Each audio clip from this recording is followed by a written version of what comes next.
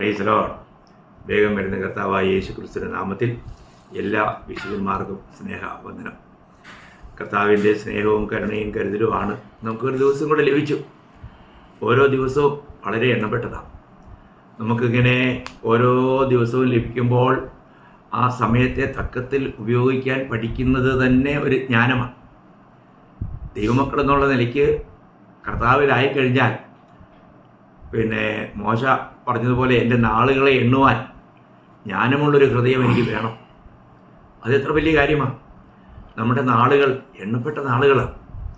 അതിൽ നമ്മൾ കൃത്യതയോടുകൂടി നമ്മൾ ചെയ്തു തീർക്കേണ്ട അനേക കാര്യങ്ങളുണ്ട്. അതെല്ലാം ആ സമയത്ത് നമ്മൾ ചെയ്തു തീർത്തില്ല എങ്കിൽ നിത്യതയിലേക്ക് നമുക്ക് വലിയ നഷ്ടമാണ്.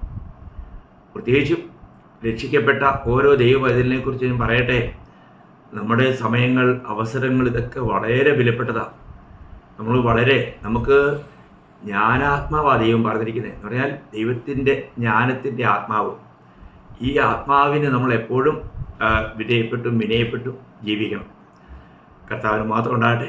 അപ്പോൾ ഇന്ന് ഞാൻ നിങ്ങളോടൊരു പുതിയ എന്ന് പറയാൻ പുതിയതായിട്ടൊന്നുമില്ല, എല്ലാം ബൈബിളിൽ പറഞ്ഞിരിക്കുന്ന ഓരോ കാര്യങ്ങളെങ്കിലും നമ്മളെക്കുറിച്ചുള്ള ദൈവേഷ്ടത്തിൽ ഒരു കാര്യം പ്രത്യേകം ഓർപ്പിച്ചിട്ട്, ദൈവമക്കൾ എവിടെയാണ് സന്തോഷിക്കേണ്ടത്, അതിനെക്കുറിച്ചൊരു ചെറിയ ഒരു പഠനം. അതൊക്കെ ഒരുപാട് വിഷയങ്ങളുണ്ട്. ഞാൻ അതിൽ ചില വിഷയങ്ങളൊക്കെ ഒന്ന് ഉണർത്തിക്കാമെന്ന് വിചാരിക്കുക. അതിനാധാരമായിട്ട് ഞാൻ ആദ്യം വായിക്കുന്നത് 1 തെസ്സലോനിക്കർ 5-ാം അധ്യായം 16, 17, 18 വാക്യങ്ങളിൽ 3 കാര്യം പറഞ്ഞിട്ടുണ്ട്. അത് നമ്മളെക്കുറിച്ചുള്ള ക്രിസ്തുവേശുള്ള ദൈവേഷ്ടമായിട്ടാണ്. അതിൽ ആദ്യത്തെ കാര്യം, 2 കാര്യം നമ്മൾ ഇതിനു മുമ്പ് പല വിഷയങ്ങളിൽ വന്നിട്ടുള്ളത് കൊണ്ട് അതിപ്പോൾ എടുക്കുന്നില്ല. എങ്കിലും അതിലൊരു കാര്യം ഞാനത് വായിക്കാം.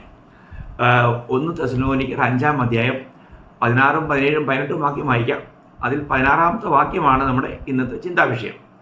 അപ്പോൾ അവിടെ വായിക്കുന്നതിനാണ്: എപ്പോഴും സന്തോഷിപ്പീൻ, ഇടവിടാതെ പ്രാർത്ഥിപ്പിൻ, എല്ലാറ്റിനും സ്തോത്രം ചെയ്യുവിൻ, ഇതല്ലോ നിങ്ങളെക്കുറിച്ച് ക്രിസ്തുവേശുവിൽ ദൈവേഷ്ടം. അപ്പോൾ ഈ 3 കാര്യങ്ങളും വളരെ വിലപ്പെട്ട കാര്യമാണ്. ഭക്തനോടുള്ള ബന്ധത്തിൽ, ഒരു വിശുദ്ധനോടുള്ള ബന്ധത്തിൽ, വീണ്ടെടുക്കപ്പെട്ട ഒരു ദൈവ പൈതലിനോടുള്ള ബന്ധത്തിൽ ഇത് വളരെ ആവശ്യമായ കാര്യമാണ്. ഇന്ന് അനേക വിശുദ്ധന്മാരെയും കാണുമ്പോൾ അവർ വളരെ ദുഃഖിതരും നിരാശിതമായിരിക്കുന്നതായിട്ട് കാണുന്നു. എന്താ കാര്യം?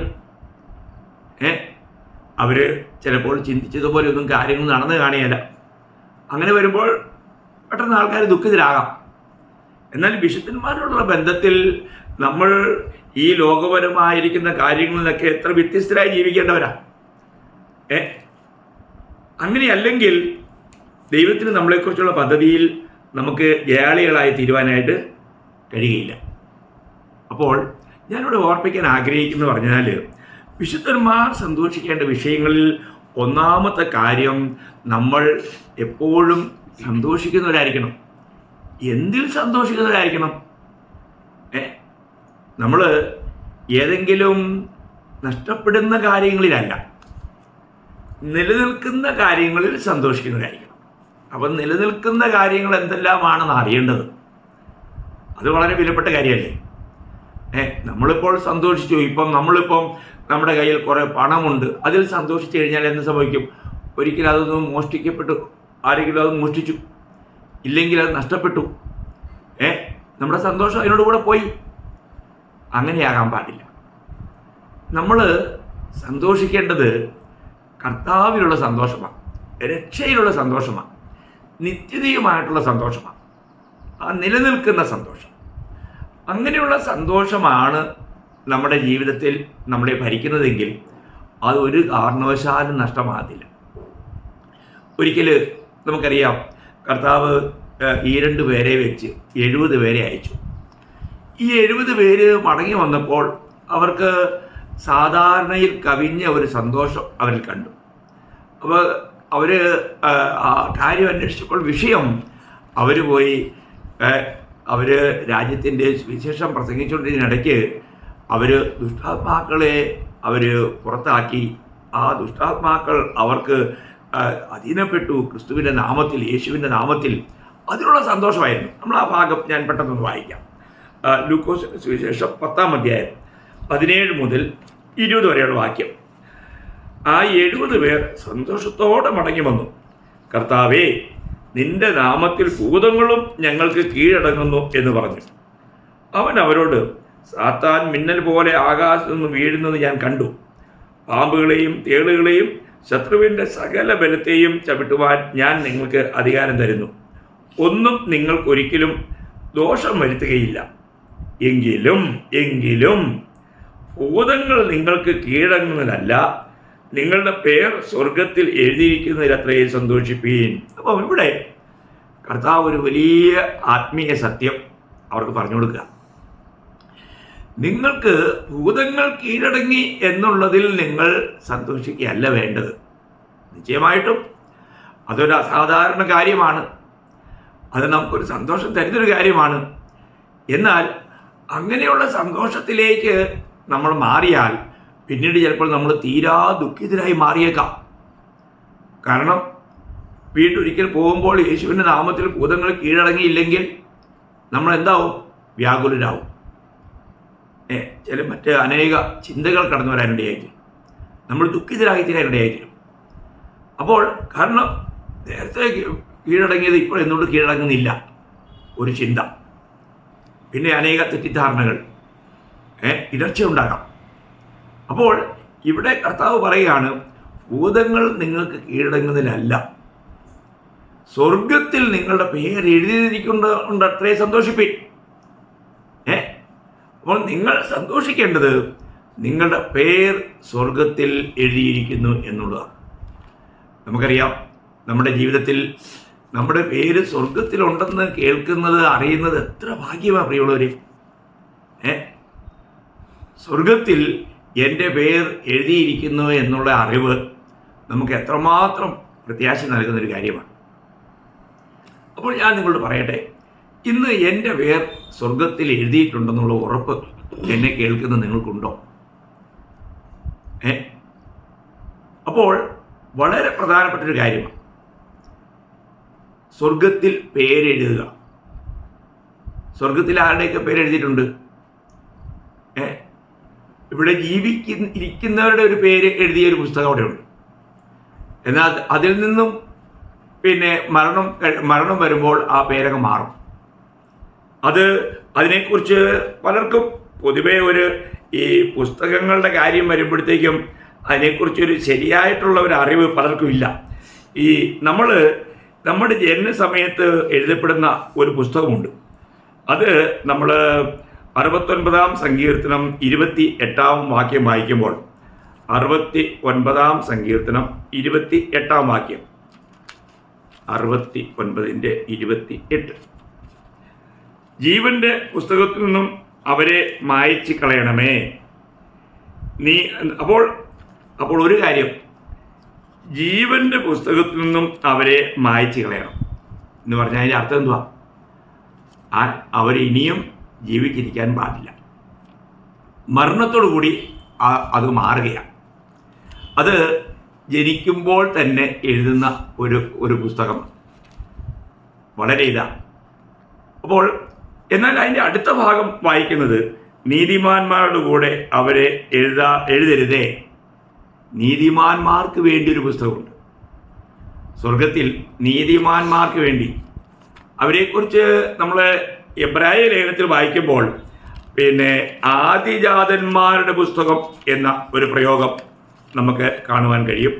എബ്രായ ലേഖനം അതിൻ്റെ 12-ാം അധ്യായം 23-ാം വാക്യം, സ്വർഗത്തിൽ പേരെഴുതിയിരിക്കുന്ന ആദിജാതന്മാരുടെ സഭ. അപ്പോൾ സ്വർഗത്തിൽ പേരെഴുതിയിരിക്കുന്ന ആദിജാതന്മാരുടെ സഭ, ഇതാരെക്കുറിച്ച് പറയുന്നതാ?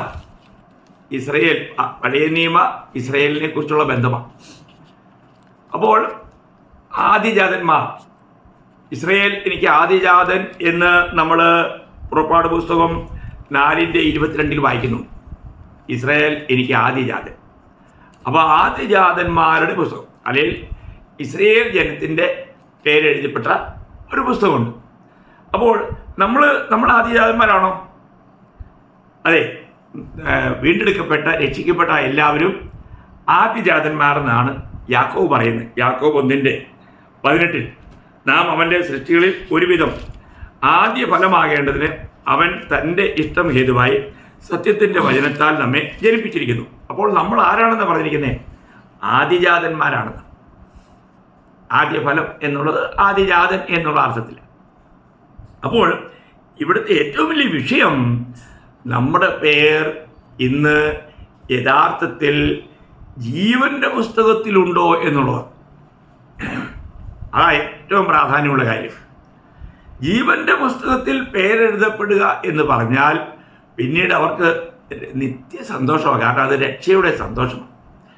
രക്ഷിക്കപ്പെട്ട എല്ലാവരുടെയും പേരെഴുതിയിരിക്കുന്ന ഒരു പുസ്തകമാണ് ജീവൻ്റെ പുസ്തകം. ആ പുസ്തകത്തിൻ്റെ പേര് തന്നെ കേട്ടോ, ജീവൻ്റെ പുസ്തകം. അപ്പോൾ ജീവൻ്റെ പുസ്തകത്തിൽ പേരെഴുതപ്പെടുക. നമുക്ക് ഇവിടെ ഈ ലോകത്തിലായിരിക്കുമ്പോൾ ജീവൻ്റെ പുസ്തകത്തിൽ പേരെഴുതപ്പെട്ടവരാണ് എന്ന് മറ്റുള്ളവരെ കുറിച്ചും നമ്മെക്കുറിച്ചും നമുക്ക് അറിയാൻ കഴിയുമോ? നിശ്ചയമായും. ഞാൻ അതിനൊരു ഇതായിട്ട് ഫിലിപ്പ് ലേഖനത്തിൽ നിന്നും ഒരു കാര്യം പൗലോസ് പറയുമ്പോൾ, ഫിലിപ്പ് ലേഖനം അതിൻ്റെ 4-ാം അധ്യായം 3-ാം വാക്യം, സാക്ഷാൽ ഇണയാളിയായുള്ളവയെ അവർക്ക് തുണ നിൽക്കണം എന്ന് ഞാൻ നിന്നോട് അപേക്ഷിക്കുന്നു. ജീവപുസ്തകത്തിൽ പേരുള്ള ക്ലേമന്ത് മുതലായ എൻ്റെ കൂട്ടുവേലക്കാർ. അപ്പോൾ ക്ലേമന്തിൻ്റെ പേര് എവിടെയുണ്ടെന്നാണ് പറഞ്ഞേ? ജീവപുസ്തകത്തിൽ പേരെഴുതിയിരിക്കുന്നു. അപ്പോൾ ഈ ജീവപുസ്തകത്തിൽ പേരെഴുതുന്നത് ആരുടെയാണ്? ജീവൻ പ്രാപിച്ചവരുടെയാണ്. വളരെ അനുഗ്രഹിക്കപ്പെട്ട കാര്യമല്ലേ? ജീവൻ പ്രാപിച്ചെന്ന് പറഞ്ഞാൽ ഇപ്പോൾ നമ്മളിത് സംസാരിക്കുമ്പോൾ കേൾക്കുമ്പോഴൊക്കെ നമുക്ക് ജീവനുണ്ട്, പക്ഷേ ആ ജീവനല്ല. അത് യഥാർത്ഥത്തിൽ നമ്മൾ അല്പകാലം കാണുന്നൊരു ജീവനാണ്. ഈ ജീവൻ എന്നുള്ളത് നിത്യജീവനാണ്. നിത്യജീവൻ എന്ന് പറഞ്ഞാൽ ദൈവീക ജീവൻ. നമ്മളിലൊക്കെയുള്ള ജീവൻ സൃഷ്ടിക്കപ്പെട്ട ജീവനാണ്. എന്നാൽ ജീവപുസ്തകത്തിൽ പേരെഴുതപ്പെട്ടവർ നിത്യജീവൻ പ്രാപിച്ചവരാണ്. എന്ന് പറഞ്ഞാൽ ദൈവീക ജീവൻ. ദൈവത്തിൻ്റെ ജീവൻ അതിന് ആരംഭവുമില്ല, അവസാനവുമില്ല. അങ്ങനെയുള്ള ഒരു ജീവനാണ് നമ്മൾ രക്ഷിക്കപ്പെടുമ്പോൾ നമുക്ക് ലഭിക്കുന്നത്. അത് പുത്രൻ്റെ ജീവനാണ്. അതുകൊണ്ടാണ് നമ്മൾ 1 യോഹന്നാൻ അതിൻ്റെ 5-ാം അധ്യായത്തിൽ നമ്മളിതൊക്കെ വളരെ ഗഹനമായി മനസ്സിലാക്കേണ്ട ഒരു യാഥാർത്ഥ്യമാകട്ടോ. അനേക വിശുദ്ധന്മാർക്കും അതിനെക്കുറിച്ചൊരു നല്ല അറിവില്ല. നമ്മളതിൻ്റെ 5-ാം അധ്യായം 11-12 വാക്യം വായിക്കാം. 1 യോഹന്നാൻ 5-ാം അധ്യായം. ആ സാക്ഷ്യമോ ദൈവം നമുക്ക് നിത്യജീവൻ തന്നു, ആ ജീവൻ അവൻ്റെ പുത്രനിൽ ഉണ്ട് എന്നുള്ളത് തന്നെ. പുത്രനുള്ളവന് ജീവനുണ്ട്, ദൈവപുത്രൻ ഇല്ലാത്തവന് ജീവനില്ല. അപ്പോൾ ഈ ലോകത്തിൽ ജീവനില്ലാത്തവരാണ് മറ്റുള്ളവരെ എന്ന് നമ്മൾ പറഞ്ഞു കഴിഞ്ഞാൽ ആൾക്കാരെ സമ്മതിക്കുമോ? ഒരു പറയും ഞങ്ങൾക്ക് ജീവനുണ്ടല്ലോ, ഞങ്ങൾ ജീവനുള്ളവരല്ലേ, ഞങ്ങൾ ചലിക്കുന്നേ, ഞങ്ങൾ വളരുന്നേ അല്ലേ? ജീവനോടെ ഉണ്ട്, അവിടെ വളർച്ചയുണ്ട് അല്ലേ? നമുക്ക് ഓരോന്നും കാണാനും കേൾക്കാനും എല്ലാം കഴിയും, ജീവനുണ്ടായിട്ടില്ലേ? എന്നാൽ ആ ജീവനെ കുറിച്ചല്ല, അത് നിലനിൽക്കുന്നതല്ല, അത് താൽക്കാലികമായി മാത്രം കാണപ്പെടുന്ന ഒന്നാണ്. അപ്പോൾ യഥാർത്ഥത്തിൽ ജീവൻ പ്രാപിക്കുക എന്ന് പറഞ്ഞാൽ നമ്മൾ കർത്താവായ യേശു ക്രിസ്തുവിലൂടെയുള്ള രക്ഷ പ്രാപിക്കുക എന്ന, അല്ലെങ്കിൽ വീണ്ടും ജനിക്കുക. ഈ ലോകത്തിലുള്ള ജന്മത്താൽ നമുക്ക് ലഭിച്ചിരിക്കുന്ന ഈ ജീവൻ വളരെ താൽക്കാലികമാണ്. നിത്യജീവന് നാം അവകാശികളായി മാറുക, അതാണ് നമുക്ക് വീണ്ടും ജന്മത്തിലൂടെ അല്ലെങ്കിൽ രക്ഷിക്കപ്പെടുന്നതിലൂടെ നമുക്ക് പ്രാപ്യമാകുന്നത്. ഈ ജീവൻ ലഭിച്ച ഓരോ വ്യക്തികളും അല്ലെങ്കിൽ ജീവപുസ്തകത്തിൽ പേരെഴുതപ്പെട്ട ഒരു വ്യക്തിയെ സംബന്ധിച്ചിടത്തോളം അവർക്ക് ലഭിച്ചിരിക്കുന്നത് നിത്യാനന്ദമാണ്. നിത്യാനന്ദം അത് കർത്താവിൽ വിശ്വസിക്കുന്നവർക്ക് മാത്രം കർത്താവ് കൊടുക്കുന്ന ഒരു കാര്യമാണ്. ഈ നിത്യാനന്ദം അത് ആർക്കും എടുത്തു കളയാൻ പറ്റുകയില്ല എന്ന് യോഹന്നാന്റെ സുവിശേഷം 16-ാം അധ്യായം അതിൻ്റെ 22-ാം വാക്യത്തിൻ്റെ അവസാന ഭാഗത്ത് കർത്താവ് പറയുകയുണ്ട്. യോഹന്നാന്റെ സുവിശേഷം 16-ാം അധ്യായം അതിൻ്റെ 22-ാം വാക്യം, നിങ്ങളുടെ സന്തോഷം ആരും നിങ്ങളിൽ നിന്നും എടുത്തു കളയുകയില്ല. നിങ്ങളുടെ ഈ സന്തോഷം, അപ്പോൾ ഈ നിങ്ങളുടെ സന്തോഷം എന്ന് പറയുന്നത് ആരുടെ സന്തോഷമാണ്? യഥാർത്ഥത്തിൽ കർത്താവിൻ്റെ സന്തോഷമാണ്. കർത്താവ് തരുന്നതെല്ലാം തൻ്റെ ജനത്തിന് തന്നെ തന്നെയാണ് പകരുന്നത്. നമ്മളതിൻ്റെ യോഹന്നാൻ 15-ാം അധ്യായം 11-ാം വാക്യം വായിക്കുമ്പോൾ, എൻ്റെ സന്തോഷം നിങ്ങളിൽ ഇരിപ്പാനും നിങ്ങളുടെ സന്തോഷം പൂർണ്ണമാകുവാനും ഞാൻ നിങ്ങളോട് സംസാരിച്ചിരിക്കുന്നു. അപ്പോൾ ഇവിടെ എൻ്റെ സന്തോഷം നിങ്ങളിൽ ഇരിക്കണം, നിങ്ങളുടെ സന്തോഷം പൂർണ്ണമാകും. അപ്പോൾ കർത്താവിൻ്റെ സന്തോഷമാണ് ദൈവം നമുക്ക് തരുന്നത്. ദൈവം നമുക്ക് തരുന്നതെല്ലാം കർത്താവിൻ്റെ ജീവൻ, കർത്താവിൻ്റെ സന്തോഷം, കർത്താവിൻ്റെ സമാധാനം. അതിൻ്റെ 14:27 നമ്മൾ വായിക്കുന്നില്ലേ? 14:27, യോഹന്നാൻ 14:27, സമാധാനം ഞാൻ നിങ്ങൾക്ക് തന്നിച്ചു പോകുന്നു, എൻ്റെ സമാധാനം ഞാൻ നിങ്ങൾക്ക് തരുന്നു, ലോകം തരുന്ന പോലെയല്ല. അപ്പോൾ ലോകം തരുന്ന സമാധാനം ക്ഷണികമാണ്, എന്നാൽ കർത്താവ് തരുന്നതൊക്കെ നിത്യമാണ്. അതാ പ്രിയമുള്ളവരെ, നമ്മുടെ ജീവിതത്തിൽ, ഈ ലോക ജീവിതത്തിൽ നമ്മൾ ഏറ്റവും അധികം സന്തോഷിക്കേണ്ട ഒരു വിഷയമെന്ന് പറഞ്ഞാൽ, നമ്മൾ ഇവിടെ ആയിരിക്കുമ്പോൾ തന്നെ എൻ്റെ പേർ പഞ്ചായത്ത് രജിസ്റ്ററിലുള്ളതല്ല സന്തോഷം, അല്ല മുനിസിപ്പാലിറ്റിയുടെ രജിസ്റ്ററിലുള്ളതല്ല നമുക്ക് സന്തോഷം, അല്ല നമുക്ക് മറ്റു പല അനേക ഈ ലോകത്തിൽ ഏറ്റവും വലുതായിട്ട് എണ്ണപ്പെടുന്ന ഗിന്നസ് ബുക്കിൽ പേരെഴുതപ്പെട്ടതുമല്ല സന്തോഷം. പിന്നെ എന്താ സന്തോഷം? ജീവപുസ്തകത്തിൽ പേരെഴുതിയിരിക്കുന്നു എന്നതിലുള്ള സന്തോഷം. യഥാർത്ഥമായിട്ടും നമുക്കിത് പ്രാഗൽഭ്യത്തോടെ പറയാൻ കഴിയുമോ? ഈ ഒരു അറിവ് നമുക്കുണ്ടാകണം. എൻ്റെ പേർ ജീവപുസ്തകത്തിൽ എഴുതപ്പെട്ടിരിക്കുന്നു. അല്ല, അങ്ങനെ എഴുതിയിട്ടില്ലെങ്കിലോ? അങ്ങനെ എഴുതിയിട്ടില്ലെങ്കിൽ വെളിപ്പാട് പുസ്തകം 20-ാം അധ്യായം 15-ാം വാക്യം, എൻ്റെ പൊന്നെ, നമ്മൾ ചിന്തിക്കണം. എത്രമാത്രം നമുക്ക് നമ്മളെ ഭയപ്പെടുത്തുന്ന, ജീവപുസ്തകത്തിൽ പേരെഴുതി കാണാത്ത ഏവനെയും തീപ്പൊയ്കയിൽ തള്ളിയിടും എന്ന് പറഞ്ഞാൽ നിത്യമരണം. മരണം എന്നുള്ളതിൻ്റെ അർത്ഥം ഞാൻ അനേക ആവർത്തിച്ചുകൊണ്ട് പറഞ്ഞിട്ടുണ്ട്. ദൈവത്തിൽ നിന്നുള്ള വേർപാട്, നിത്യമായി ദൈവത്തിൽ നിന്ന് വേർപെട്ട് പോകുന്നൊരവസ്ഥ നമ്മൾ ചിന്തിക്കണം. അപ്പോൾ എൻ്റെ പേർ ജീവപുസ്തകത്തിൽ ഇല്ലെങ്കിൽ ഞാൻ എങ്ങോട്ട് പോകും? മരണാനന്തരം, ഈ ലോകത്തിൽ നിന്നുള്ള ജീവിതയാത്രയ്ക്ക് ശേഷം പിന്നെ എങ്ങോട്ട് പോകും? നിത്യമായ മരണത്തിലേക്ക്. അതിനിടയ്ക്ക് ചില പ്രൊസീജിയറുണ്ട്, അത് ഞാനിപ്പോൾ വിശദീകരിക്കുന്നില്ല. നമ്മൾ മരിച്ചാൽ ഉടനെ നിത്യനരകത്തിലേക്ക് പോകുകയല്ല. അല്ല, നമ്മൾ മരിച്ചു കഴിഞ്ഞാൽ ഉടനെ തന്നെ അങ്ങനെയുള്ള, അല്ലെങ്കിൽ നമുക്കറിയാം, നമുക്കെല്ലാവർക്കും ഒരു ന്യായവിധിയുണ്ട്. വിശുദ്ധന്മാർക്കുള്ള ന്യായവിധിയുണ്ട്, അത് സെപ്പറേറ്റ് ആണ്. പാപികൾക്കുള്ള ന്യായവിധിയുണ്ട്, അത് പ്രത്യേകമാണ്. ഇസ്രയേലിനുള്ള ന്യായവിധിയുണ്ട്, അത് പ്രത്യേകമുണ്ട്. ജാതികളുടെ ന്യായവിധിയുണ്ട്. അങ്ങനെ വിവിധ നിലയിലുള്ള ദൂതന്മാരുടെ ന്യായവിധിയുണ്ട്. അപ്പോൾ നമ്മൾ ഒരു കാര്യം ഇവിടെ മനസ്സിലാക്കേണ്ടത്, ഈ ന്യായവിധിക്ക് ശേഷമാണ് അവരെ എങ്ങോട്ടാണ് പോകുന്നതെന്ന് തീരുമാനിക്കുന്നത്. എന്നാൽ നമ്മളോടുള്ള ബന്ധത്തിൽ രക്ഷിക്കപ്പെട്ട ഒരു ദൈവപൈതൽ, ജീവപുസ്തകത്തിൽ പേരെഴുതപ്പെട്ട ഒരു ദൈവപൈതൽ ഇന്ന് മരിച്ചാൽ അവർ നേരെ പോകുന്നത് സ്വർഗത്തിലേക്കാണ്. കർത്താവിനോട് കൂടിയായിരിക്കും. വളരെ വിലപ്പെട്ട കാര്യമല്ലേ? അപ്പോൾ ആ നിത്യ സന്തോഷത്തിൽ നമ്മൾ ഇവിടെ വെച്ച് തന്നെ ആരംഭിക്കുന്ന ആ സന്തോഷത്തിന് പിന്നെ യാതൊരു മാറ്റം ഉണ്ടാകുന്നില്ല. എത്ര പ്രത്യാശയുള്ള കാര്യമാണ്. അപ്പോൾ എനിക്ക് എൻ്റെ പേർ ജീവപുസ്തകത്തിൽ എഴുതിയിരിക്കുന്നു എന്നുള്ള ആ അറിവ്, അത് നമ്മളെ വളരെ സന്തോഷഭരിതരാക്കി മാറ്റും. നമുക്കറിയാം, ഈ വെളിപ്പാട് പുസ്തകത്തിൽ തന്നെ 21-ാം അധ്യായം 27-ാം വാക്യം, വെളിപ്പാട് 21-27 അവിടെ വായിക്കുന്നത് ഇങ്ങനെയാണ്: കുഞ്ഞാടിൻ്റെ ജീവപുസ്തകത്തിൽ എഴുതിയിരിക്കുന്നവരല്ലാതെ അശുദ്ധമായ യാതൊന്നും മ്ലേച്ഛതയും ഫോഷ്കും പ്രവർത്തിക്കുന്നവരാരും അതിൽ കടക്കുകയില്ല. ഏതിൽ കടക്കുകയില്ലെന്നാ? പുതിയ യെരൂശലേമിൽ. നോക്കുക. അപ്പോൾ ഈ പുതിയ യെരൂശലേം എന്ന ദൈവത്തിൻ്റെ ആ നഗരത്തിലേക്ക് നമ്മൾ പ്രവേശിക്കണമെങ്കിൽ നമ്മുടെ പേര് കുഞ്ഞാടിൻ്റെ ജീവപുസ്തകത്തിൽ എഴുതപ്പെടണം. അത് കുഞ്ഞാടിൻ്റെ ജീവപുസ്തകത്തിൽ ആരുടെ പേരാ ഉള്ളേ? കുഞ്ഞാടിനെ. കുഞ്ഞാടെന്നുള്ള പറഞ്ഞിരിക്കുന്നത് കർത്താവായ യേശു ക്രിസ്തു. കർത്താവായ യേശു ക്രിസ്തു എൻ്റെ പാപത്തിൻ്റെ പരിഹാരാർത്ഥം ലോകത്തിൽ വന്ന് എനിക്ക് വേണ്ടി പ്രായശ്ചിത്ത മരണം വരിച്ച് അവിടുന്ന് മരിച്ച് അടക്കപ്പെട്ട് 3-ാം ദിവസം ഉയർത്തെഴുന്നേറ്റ് താൻ സ്വർഗാരോഹണം ചെയ്ത് ഇന്നും പിതാവിൻ്റെ വലത്തുഭാഗത്തിരുന്ന് എനിക്ക് വേണ്ടി പക്ഷപാതം ചെയ്യുന്നു. ആ കർത്താവ് എന്നെ ചേർക്കാൻ വേഗം വരും. ഇന്ന് ആ കർത്താവിൻ്റെ കരങ്ങളിലാണ്, ആ കർത്താവിൻ്റെ കൂട്ടായ്മയിലാണെന്നുള്ള ആ ബോധ്യം. അങ്ങനെയുള്ളവരാ നമ്മൾ ചിന്തിക്കണം. യഥാർത്ഥമായിട്ടും രക്ഷാനുഭവം ഉള്ളവർ ഈ തലമുറയിൽ വളരെ ചുരുക്കമാണ്. നമ്മൾ തുറന്നപ്പോൾ ഒരു ക്രിസ്തീയ കുടുംബത്തിൽ ജനിച്ചതുകൊണ്ട് ഞാൻ ക്രിസ്ത്യാനിയാണെന്നൊക്കെ പറഞ്ഞ് അഭിമാനിച്ച് നടക്കുക. എന്നെ കേൾക്കുന്ന പ്രിയങ്ങളോട് ഞാൻ പറയട്ടെ, നിങ്ങൾ അത് അഭിമാനിക്കുന്നതുകൊണ്ട് കുഴപ്പമൊന്നുമില്ല. നിങ്ങൾ പള്ളിയിൽ പോകുന്നുണ്ടാകും, അവിടെയുള്ള എല്ലാ കാര്യങ്ങളിലും പങ്കെടുക്കുന്നുണ്ടാകും. പ്രിയമുള്ളവരെ, നിങ്ങൾ നിങ്ങളുടെ തന്നെ മനസ്സാക്ഷിയോടൊന്ന് ചോദിച്ചേ, നിങ്ങൾക്ക് യഥാർത്ഥമായും നിങ്ങൾ ക്രിസ്തുവിലായി ഒരു പുതിയ സൃഷ്ടിയായി രക്ഷിക്കപ്പെട്ടു എന്നുള്ള ഉറപ്പ് നിങ്ങൾക്കുണ്ടോ?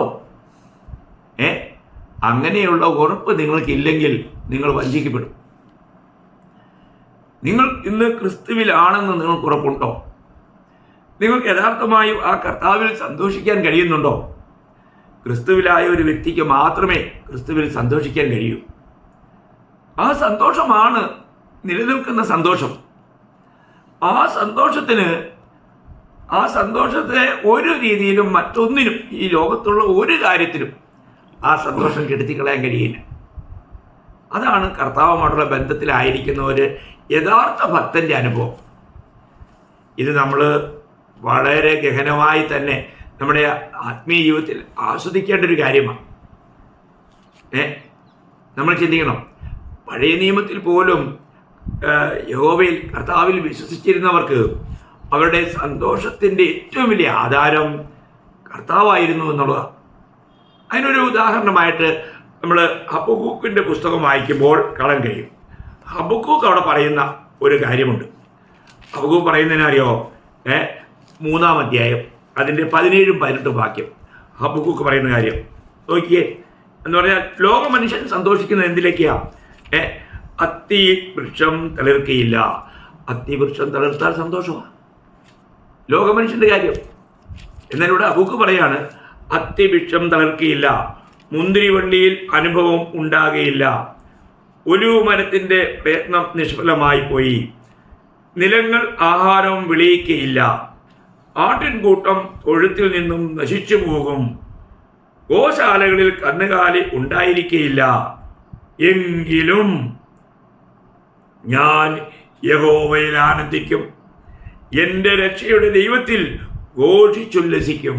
കണ്ടോ, അതാണ് യഥാർത്ഥമായിരിക്കുന്ന സന്തോഷം. ഇവിടെ നമുക്കറിയാം, നാട്ടിലൊക്കെ, ഞാനിപ്പോൾ നാസിക്കിൽ നിന്ന് സംസാരിക്കുന്നുണ്ട്, നാട്ടിൽ നിന്ന് പറയേണ്ട, കേരളത്തിലൊക്കെ നമുക്കുള്ള ഒരു പശു ചത്താൽ, ഒരാട് ചത്താൽ എന്തായിരിക്കും? ഭയങ്കര ദുഃഖമായിരിക്കും. അവിടെ ആ സന്തോഷമൊക്കെ അങ്ങ് പോകും. നമ്മൾ ചിന്തിക്കണം. എന്നാൽ ഇവിടെ ഹബക്കൂക്ക് പറയുകയാണ്, അനേക പശുക്കളുള്ള ആ തൊഴുത്തിൽ ഒന്നുമില്ലാതായി തീർന്നാലും, ആടുമാടുകളൊന്നുമില്ല, കൃഷിഫലങ്ങളൊന്നും ലഭിക്കുന്നില്ല, എല്ലാം മരങ്ങളിൽ ചക്കയില്ല, മാങ്ങയില്ല, ഒന്നുമില്ല. നാടൻ ഭാഷയിൽ പറഞ്ഞാൽ ഒരു ഫലവും കിട്ടാത്ത പ്രതികൂല അവസ്ഥയിലും ഇവിടെ ഹബക്കൂക്ക് പറയുകയാണ്, ഞാൻ യഹോവയിൽ സന്തോഷിക്കും. കണ്ടോ, തൻ്റെ സന്തോഷത്തിന് ആധാരം ഈ ലോകത്തിലെ യാതൊരു നന്മകളുമല്ല, യഹോവയിൽ സന്തോഷിക്കുന്ന അനുഭവം. പ്രിയ ദൈവമക്കളെ, നമുക്കങ്ങനെ സന്തോഷിക്കാൻ പറ്റുമോ? ഏത് പ്രതികൂലത്തിലും നമുക്ക് കർത്താവിൽ സന്തോഷിക്കാൻ കഴിയുന്നുണ്ടോ? ഇന്ന് യഥാർത്ഥത്തിൽ നമുക്ക് ആ സന്തോഷം ആസ്വദിക്കാൻ കഴിയുന്നെന്ന് പറയാൻ പറ്റുമോ? നമുക്കറിയാം. ഞാൻ ഒരുപാട് നീട്ടുന്നില്ല. പൗലോസ്ലീഹയുടെ അനുഭവത്തെക്കുറിച്ച് ഞാൻ ഒരു കാര്യം പെട്ടെന്ന് ഓർപ്പിക്കാം. താൻ ജയിലിൽ കിടക്കുമ്പോൾ പോലും താൻ അവിടെ പറയുന്ന ഒരു കാര്യം, അതിൻ്റെ ഫിലിപ്പി ലേഖനം 3-ാം അധ്യായം 1-ാം വാക്യം ഞാൻ വായിക്കാം. ഒടുവിൽ എൻ്റെ സഹോദരന്മാരെ, കർത്താവിൽ സന്തോഷിപ്പീൻ. അതേ കാര്യം നിങ്ങൾക്ക് പിന്നെയും എഴുതുന്നതിൽ എനിക്ക് മടുപ്പില്ല. അപ്പോൾ എല്ലാവരോടും പൗലോസിലേക്ക് പറയാനുള്ളത് എന്താണ്? നിങ്ങൾ കർത്താവിൽ സന്തോഷിപ്പീൻ. ഈ പ്രയോഗം ഈ ലേഖനത്തിൽ അനവധി പ്രാവശ്യം വരുന്നുണ്ട്. ഒരു വാക്യോടെ ഞാൻ വായിക്കാം. അതിൻ്റെ 4-ാം വാക്യം, കർത്താവിൽ എപ്പോഴും സന്തോഷിപ്പീൻ, സന്തോഷിപ്പീൻ എന്ന് ഞാൻ പിന്നെയും പറയുന്നു. അപ്പോൾ ഇവിടെ ഈ ഫിലിപ്പിയ കാരാഗൃഹത്തിൽ കിടന്നുകൊണ്ട് താൻ ഈ ലേഖനം എഴുതുകയാണ്. അപ്പോൾ റോമൻ കാരാഗൃഹത്തിൽ കിടക്കുന്ന ആ സമയത്ത് താൻ വലിയ കഷ്ടത്തിലാണ്. ഇന്നത്തെ കാരാഗ്രഹം പോലെയൊന്നും അല്ല. അന്നത്തെ കാരാഗ്രഹം വളരെ ദുഃഖാർത്ഥമായ ഒരവസ്ഥയാണ്.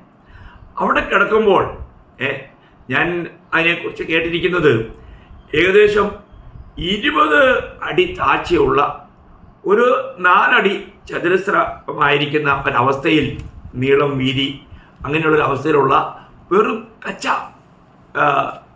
സിമെൻറ്റ് പോലും തേക്കാത്ത മണ്ണ് കൊണ്ടുള്ള കുഴികളാണ്. നോക്കുക.